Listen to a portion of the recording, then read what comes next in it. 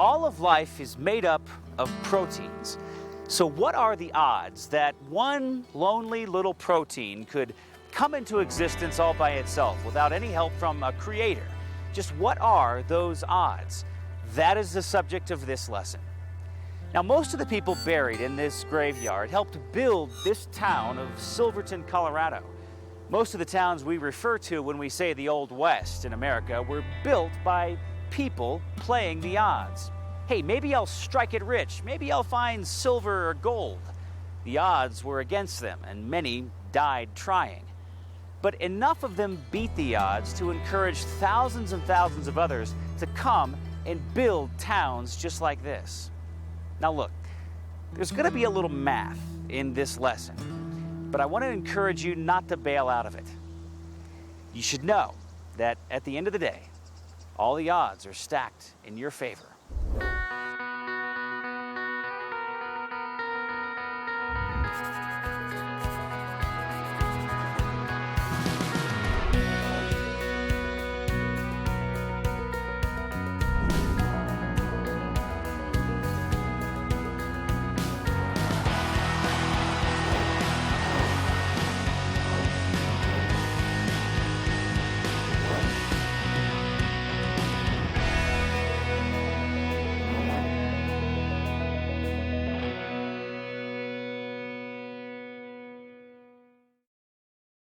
Last time we were talking about what I think is just an absolutely phenomenal discovery. If you just step back and think about it. We're all so used to hearing about DNA.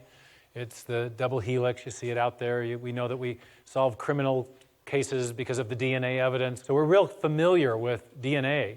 And we see the double helix icon all the time, and we think, well, that's pretty neat. But how many of us stop and think about the fact that the DNA molecule encodes information, that it's got digital code along the spine?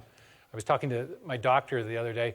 She was asking, well, what are you going to do this class about? And I started to tell her about the book that I've written about DNA, and she said, yeah, DNA does have digital code.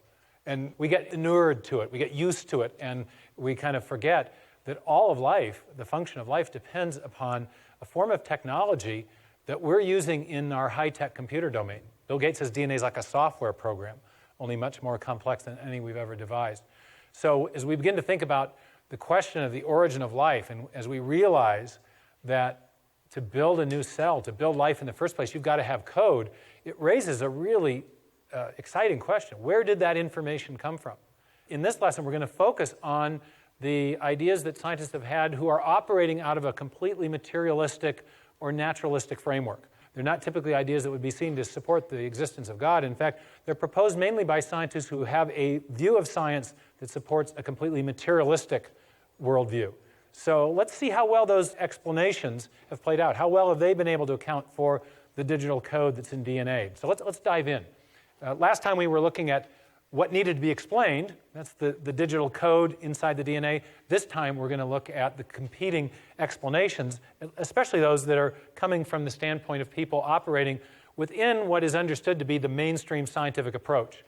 But according to Jacques Monod, if you're a scientist and you want to explain something, you've got two basic tools. You can invoke chance variations, and you can invoke principles of what he called necessity.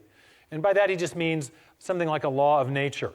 If I drop a tennis ball and it falls, we're going to say, well, it does that because of gravity. And if it does that repeatedly, we're going to say it does that by the law of gravity, and the law of gravity produces a certain effect of necessity. It has to happen that way. It's just the way nature's put together. So that's the strategy that scientists want to use when they're explaining things. And let's see how well those strategies have played out in the attempt to explain the origin of this mysterious information that's encoded in the DNA molecule.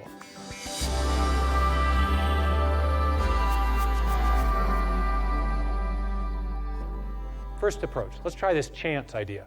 Well, first of all, there are many scientists that have thought that chance has played a role. One scientist, Albert Leninger, was the author of a very popular biochemistry textbook that sold hundreds of thousands of copies. And in his section in the book on the origin of life, he puts forward this basic idea that even though life is really complex and improbable, it eventually arose by chance alone. And he says, we now come to the critical moment in evolution in which the first semblance of life appeared through the chance association of a number of abiotically formed macromolecular components. A lot of syllables. What he's just saying, we're talking about the amino acids. They arrange themselves into proteins by chance alone, by chance variations. So let's try a chance idea here. If I were to, for example, hand out a Scrabble letter or two, and you guys were to oblige me in a little demonstration, would you mind just going up to the board on the right and writing down whatever letter you got out of the bag, and let's see if we can, by chance alone, pure dumb luck, come up with some specified information. Remember, that's the kind of information we want to explain. So would you mind walking to the board and writing what you got a blank? Yeah. Well, all right, I'll let you choose another one then. Everybody's a comedian, huh? Okay, very good. Julio, you want to have a go there too? There we go. Go. And we'll just keep going for a bit until we get some nice specified information appearing on the board. Morgan, you want to have a shot? How are we doing? What do we got? CY. Okay, we got some promise here. Very good. Okay, don't put any of it back. We got to make this totally random. Okay, you want to go? All right, what do we got? Do we have some specified information yet? Hey, that's pretty good. Okay, what's that spell? What's that spell? Okay, you guys had me worried there for a minute, right? Because CYNAL, it's almost canal. That is, in all the years I've done this demonstration, that's the closest I've come to somebody getting a real word in a few short letters. Sometimes this happens, though. You get a few letters at the beginning that form something that's almost word-like, but I always win the point. I always win the point of the demonstration. How do I do that? I let you keep choosing letters, right? Because I know about the odds, and eventually the gibberish is going to completely swamp any meaningful sequence, all right? So that's the first lesson. If you want to produce specified information, chance alone is not a very effective mechanism. The second lesson, I think, has to do with why this is so difficult. And it has to do with something called the problem of combinatorials. I have a way of explaining this that does not require anyone to be a math major. Have you ever seen these little puzzles? You've got 4 dials, and you've got different body parts of dinosaurs here.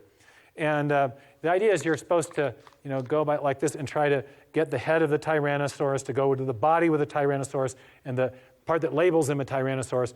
And it's actually kind of difficult because you've got 1, 2, 3, 4, 5, 6 possibilities on each dial, and then you've got 6 times 6 combinations in 2 dials, right? If you think of all the different ways of combining these sides with these sides, it's 6 times 6, not 6 plus 6, right? So how many is that? How many combinations are there with just the first 2 dials? 36, right? And then if you multiply by 6 again, what do you get? 6 to the 3rd. 6 to the 3rd. Oh, you are a cheater. Okay. Well, I know. It's 216, I think. Yeah. Is that right? Okay, and then I think the next is then times 6 again, I think is 1296. I think I worked this out one time. It doesn't really matter what the actual numbers are, though, despite my insult. Okay, sorry. It's really, you get the idea. It's the number of possibilities are growing exponentially, not additively. Do you see the problem? Okay, now this is a big problem in any linguistic system because the number of possibilities explode. Let's go back to our example over here. 8 spaces, 8 slots. How many combinations of English letters are possible in those 8 spaces? 26 to the 8th power, okay? But that is a whopping big number of possibilities. And it turns out in any linguistic system, the functional possibilities are a very small, minute fraction of all the total possibilities, all right? Now, it also turns out that that's what's going on in DNA and protein, and it's one of the reasons why explaining things by chance is so very difficult. Another illustration, combination lock, a bike lock. Most of these they have 4 dials, right? And each one has 10 possibilities. So if you've got 4 dials, 10 digits, you've got 10 to the 4 possibilities, or 10,000 possible combinations. So if I did the little illustration we did before and passed this around, what do you think the odds are of someone actually getting it on the first try? Well, exactly 1 in 10,000, not very good, right? But now just imagine I had a hypothetical bike lock with 10 digits, okay? Now we don't have 10 to the 4 possibilities. We've got 10 to the 10, which is 10 billion possibilities, right? So that's an enormous enormously much bigger number just by adding 6 more dials, all right? 1 in 10 billion. Now let's think about proteins. Okay, we've been talking about how the amino acids are the building blocks of the proteins, right? At each one of these sites, how many possible amino acids could be part of a growing protein? Do you know this from the biology? That there are 20 possible protein-forming amino acids. Okay, so you've got a 1 in 20 chance at each site. So to get at 2 sites, how many possible combinations do you have? 20 times 20 again, so 400. If then you go to 3 sites, how many possible combinations? 20 times 20, 400 times 20 again, 8,000, very good and quick, okay? Now 8,000 times 20 again, 160,000, and we're only to 4, okay? So there's a vast number of possibilities. You've got a 1 in 20 times 1 in 20 times 1 in 20 times 1 in 20, going out however many sites you have for amino acids. So in a chain of amino acids that's just 10 sites long, you're already to 20 to the 10 possible combinations. That's 10 trillion possibilities. But most proteins, even modestly, shortish proteins, are 100 to 150 amino acids. The average length proteins may be 300 to 400 amino acids. So can you see what's going to happen to these exponential numbers as far as the number of possible ways of combining the amino acids?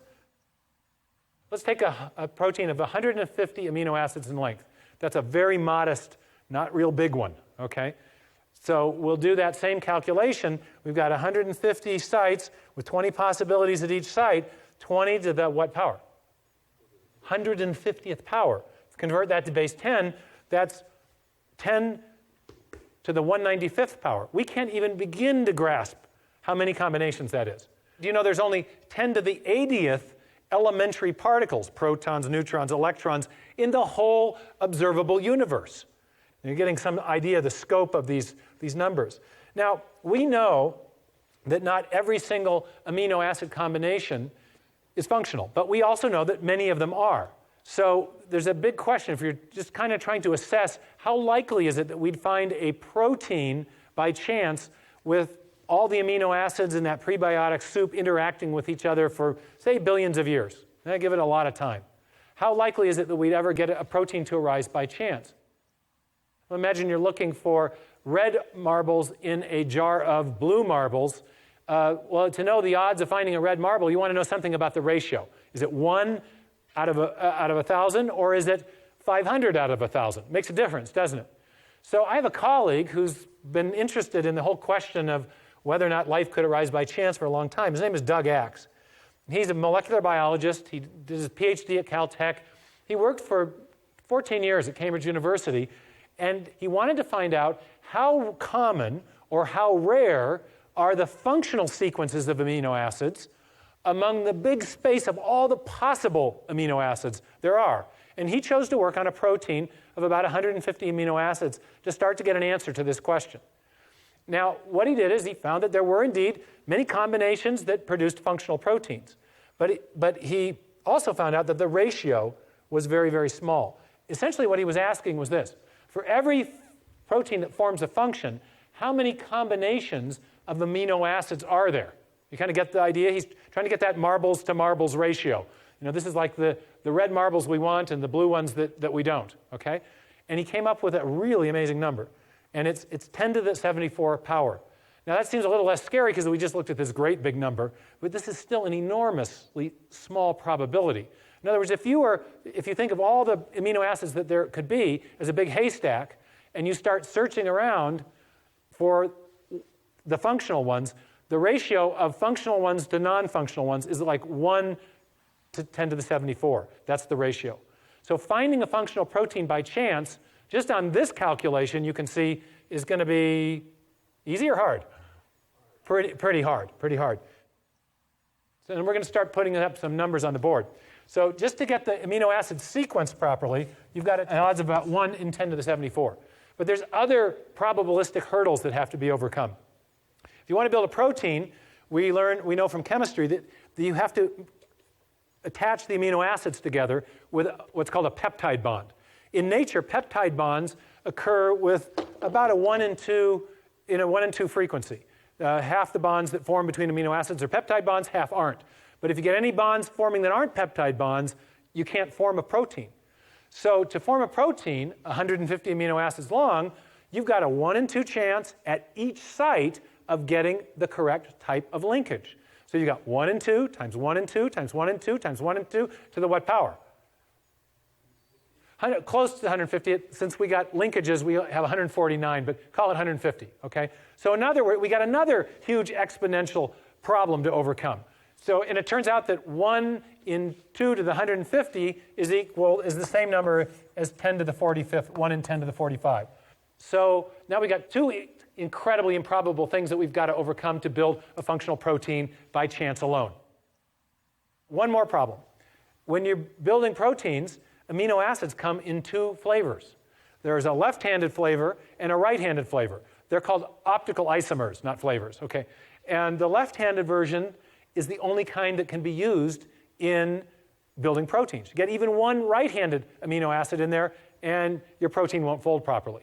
So you got another probabilistic hurdle to overcome. So you've got a 1 in 2 chance at each site again, out to the 150th power. 2 to the 150th power, again, is 10 to the 45. Oh my goodness. So the odds of building even a short functional protein by chance alone is 74 plus 40. You can remember how you do this in math? You can add the exponents if you're multiplying exponential numbers. 164. Thank you very much. Okay? Wow. Now, can anyone get their mind around a number that big? There's only 10 to the 80th elementary particles in the entire universe. There's only 10 to the 16th seconds since the Big Bang. There's only 10 to the 139th total events since the beginning of the universe. Now you're starting to get the understanding of why people are very skeptical that the chance hypothesis is going to do the job. Now, you may have heard just the opposite. Has anyone ever gotten in a discussion with you about the origin of life and said, hey, it happened by chance? I mean, do you hear that? I mean, this happens to me. I'll be lecturing in hostile university environments, and I'll get done, and somebody say, well, but, and they want to argue with me about the probabilities. And I just shut the discussion down because I say, no serious scientist thinks this is the way it happened. It's always going to be more probable that it didn't happen by chance than it did. And with that kind of reasoning, you realize it's time to move on and look at some other options. This is a real simplistic illustration, but you got a card player. His name is Waco Willie. You should immediately be suspicious, okay? And Waco Willie he's winning every time. You're playing poker, and every time he's pulling that straight flush, okay? And you say, hey, wait a minute, Waco, you're cheating. What are the odds? And he says, what do you mean, what are the odds? Improbable things happen all the time. You just had 10 hands of cards, and those exact 10 hands of cards were really improbable. What's the fallacy in his reasoning?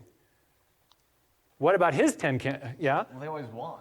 He's always winning, right? His improbable event is performing a function, right? It's accomplishing something. There's an end or a purpose being actualized by that improbable event. Remember our illustration with the lock from a couple of lessons ago?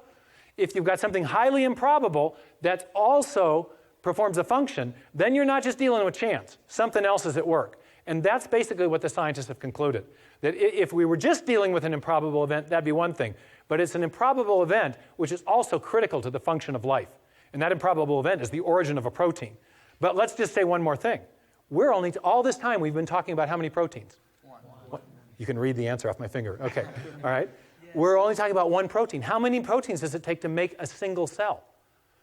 Well, nobody knows exactly, but the estimates are it would take about at least 400, well, between 250 and 400 proteins, the estimates vary, to produce a minimally complex single-celled organism. There are vastly more proteins in the cells in your bodies. You have lots of different cell types. Do you get a sense that maybe we're taking a lot for granted when we think about, we live in these wonderful bodies, we have all these trillions of cells in our bodies. Every cell in our body is comprised of hundreds of different kinds of proteins that do hundreds of different kinds of jobs. And then we encounter somebody at a dorm bull session and they say, hey, well, life just happened by chance. Well, wait a minute. Let's stop and reason this through. Way too improbable. We're dealing with specified information. And if every event in the entire history of the universe was devoted to trying to find even a single protein, there wouldn't be enough time to search all the possibilities. This is not a good hypothesis, okay? So don't get bullied on this one, all right? And because most scientists, I would say, in fact, I don't know of any scientists who work on the origin of life who think differently. They have been looking for other alternatives. And that's what we want to talk about next.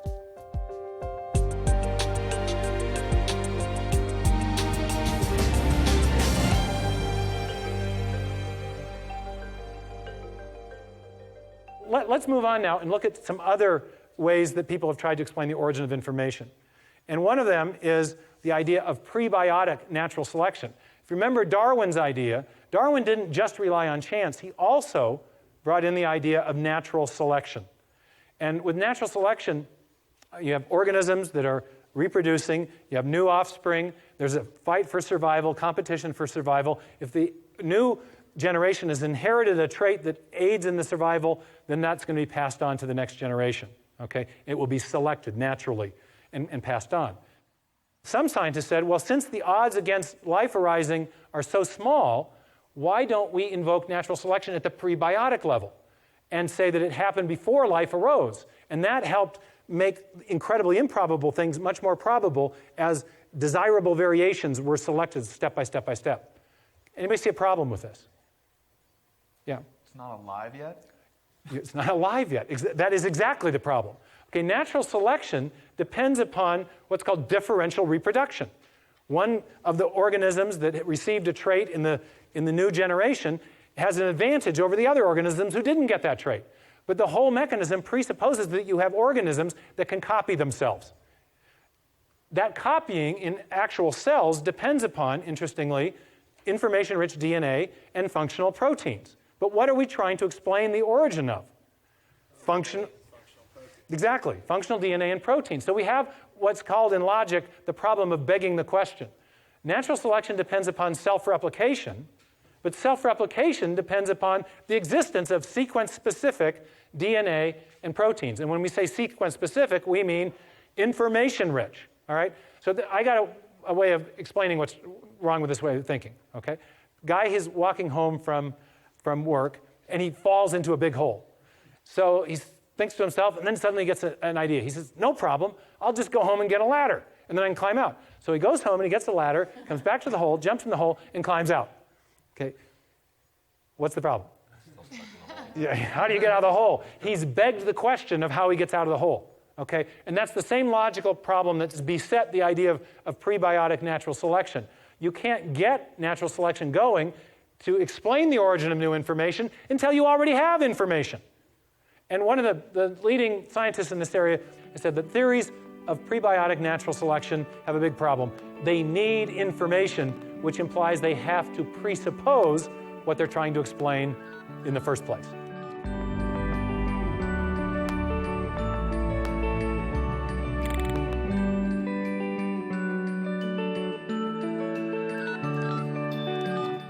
All right, now let's look at one other approach to the origin of life. And this tends to be more where the action has been in recent years.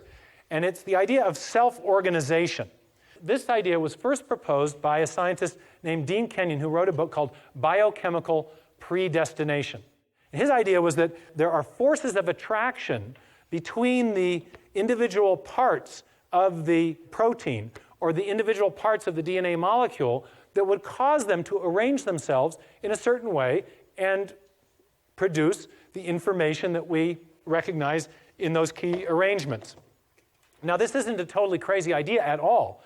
We know there are chemicals that have highly ordered structures that are the result of forces of attraction between the individual parts or elements in those chemicals. Can anyone think of an example of that? Salt. NaCl, positive charge, negative charge, attraction, forms a structure. If you put a lot of the ions in solution, let the water evaporate, you'll get a nice crystal, highly repetitive structure, NaCl, NaCl, NaCl. There were natural forces that are responsible for the arrangements, the forces of attraction. That was Kenyon's idea. He said maybe that's the explanation for the origin of the sequential arrangements in the proteins. Now here's the interesting thing. I first encountered Kenyon at a conference in 1985. I was a young scientist, and I came in off the street to this incredible conference about the origin of life, And Kenyon was a very well-known person because he'd written this book, Biochemical Predestination. At the conference, he was explaining why he had come to reject his own ideas about the origin of life, why he thought his own theory was completely wrong. Kenyon had come to realize that the critical question wasn't the origin of proteins. It was the origin of the information in DNA. And he realized that there was no way that you could have forces of self-organization explain the arrangement of those characters that make up the digital code. And let me explain why. Let me give you an illustration that I thought of when I was the first few years of teaching. My kids were little, and they were always spelling messages on the chalkboard with these magnetic letters. And so I've got a message here. Can everyone read it? Self-organization, okay? Notice that you have a force of attraction that explains why the S here attaches to the chalkboard. It's a magnetic force, right? But are there any forces that explain the arrangement of the letters in this message? Okay? You're shaking your heads no, but we can demonstrate that, can't we? Because we can simply rearrange these and create some gibberish very quickly, and we've got the same physics and chemistry, but now we don't have any information. Okay? So the same thing, it turns out, is true of the information in the DNA molecule. Can you guys see that in the DNA, you've got the message-bearing axis is the A, C's, G's, and T's along this direction, okay? The sugars and the phosphates here are the backbone. They don't contain the information. They just store it. That's the place where the information is attached. The information is here, okay, in this axis, all right?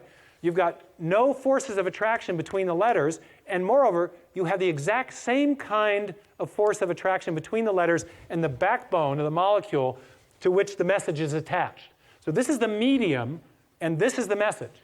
But the message is not governed by any force of attraction. This bond will receive any one of those four characters, A, C, G's, and T's. Just like on the magnetic chalkboard, I can stick this O anywhere I want. Okay? So the forces of attraction do not govern the sequencing. Does everyone see that? All right, not here in this system, not in the DNA. So what you're dealing with is a true message system, but it's not governed by physics and chemistry. Now, there's a famous chemist who was a friend of Einstein named Michael Polanyi, who was the first person to actually recognize this.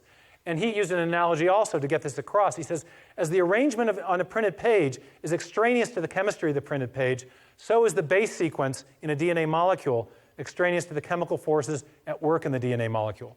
When I had the message back on the board, where did the message come from? Was it physics? Me. What? Am I part of nature or something? Am I a physical, chemical? You're absolutely right. Came from a mind, didn't it? Came from an intelligent source. And this is what Polanyi's saying. It's the information is extraneous. It's outside physics and chemistry. I think he was hinting at the idea that it must have come from design. He didn't come right out and say that. Okay, so what do we conclude from all this? Well, I think we conclude that undirected processes do not produce the information you need to produce the first life. We've looked at three different types of undirected processes. Chance alone, we've looked at necessity, the self-organizational approach, and then we've looked at a way of combining the two. And this is what actually a number of scientists are increasingly coming to see, is that there is no naturalistic explanation for the origin of the information that you need to build the first life. Undirected processes don't get the job done.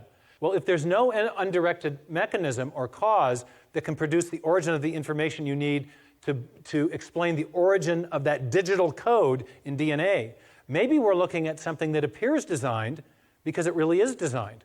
And so in the next lecture, we're going to move from just looking at these undirected processes to considering an alternative approach. The idea that the design that we see in the digital code may be pointing to an actual intelligence. In this Old West cemetery are buried the miners, the gunfighters, the pastors, and the prostitutes. This is a tomb for a 5.5-month-old baby. Now, the odds of each one of us ending up in a place like this, yeah, that would be 100%. So ultimately, that's why all these questions about where we came from matter. Because the very next question is likely to be, where are we going?